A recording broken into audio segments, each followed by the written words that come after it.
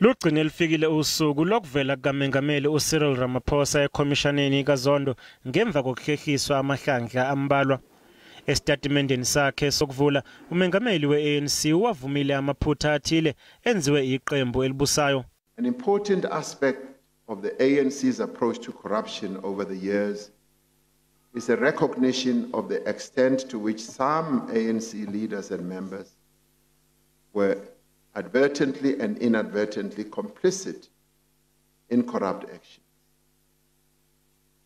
And this recognition was well articulated in our conferences. Uthe iqembu alizange lithathele phezulu udaba lokuqhwagwa kwamandla oMbuso ngesikhathi liqala ukuphakanyiswa ungqongqoshe wezokuthutha ufikile Mbalula emhlanganweni wesigungu esiphezulu se-ANC ngo-2011. uMbalula waveza ukuthi watshelwa u-AJ Gupta ngokuqoka kwakhe ngaphambi kokuthi kumenyezelwe ngokusemthethweni. uMengameli udalule ukuthi ukuncintisana okukhona ngaphakathi kweqembu elibusayo yikona okwaholela ekutheni kube nokugwamandwa kwamandla oMbuso. We must acknowledge that the issue of state capture was a matter of great political contestation within the ANC. Differences over whether indeed state capture existed, its extent and form, and what should be done about it contributed to divisions within the National Executive Committee and other ANC structures. Njengoba lesigcawu besiqhubeka kugxilwe kakhulu odabeni lokujutshwa kwamalungu e-ANC ezikhundleni zikahulumeni. uRamaphosa uthi lokhu akuyona into eqala nge-ANC. Truth be told, we have had to deal with issues like this as the deployment committee and as the ANC broadly, careerism, opportunism, and some of these deployments have caused internal ructions within the ANC. Because we are a living organization composed of people with interests and people with aspirations and ambitions. So in the end, you've got to manage all that very, very delicately and carefully. Makuza odabeni lokuqoka kwamalungu amabhodi einkampani ezingamabhizinisi oMbuso okwenziwa uMengameli uJacob Zuma, uRamaphosa uthi akazi lutho. Uthe kungenzeka ukuthi kwaqokwa abantu abathile njengamalungu amabhodi ale inkampani ngaphandle kokuxoxisana nekomiti elibhekele ukuqokwa kwabantu kuwo njengoba naye eseke walenza lelo phutha.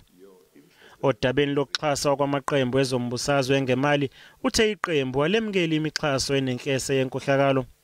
The ANC should have been aware that there are all these problems in relation to this company obtaining contracts unlawfully, unfairly, and all that. It should have been aware.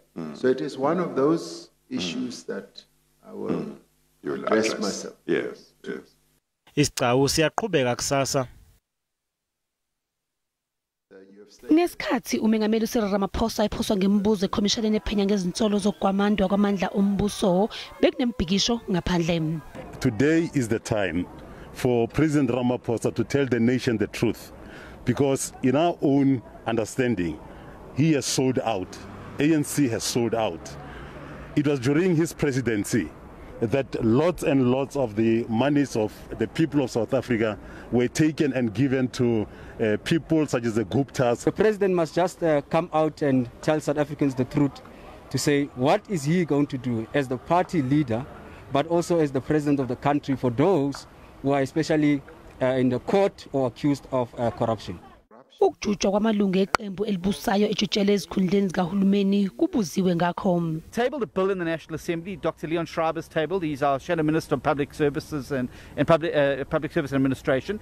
That bill, if supported, will end cadre deployment as we know it, and will start to allow South Africa to build a capable civil service based on merit, one which serves the people and not the politicians or narrow political interest. Kusenjalo amalungu omfelandawonye kanye nomakade bona be-ANC bazwakalise ukweseka ikhomishana. We had to support the commission as the Communist Party. Our message from the Central Committee has been clear that we're saying hands off to the Commission of Inquiry, and we want the commission to succeed in its work.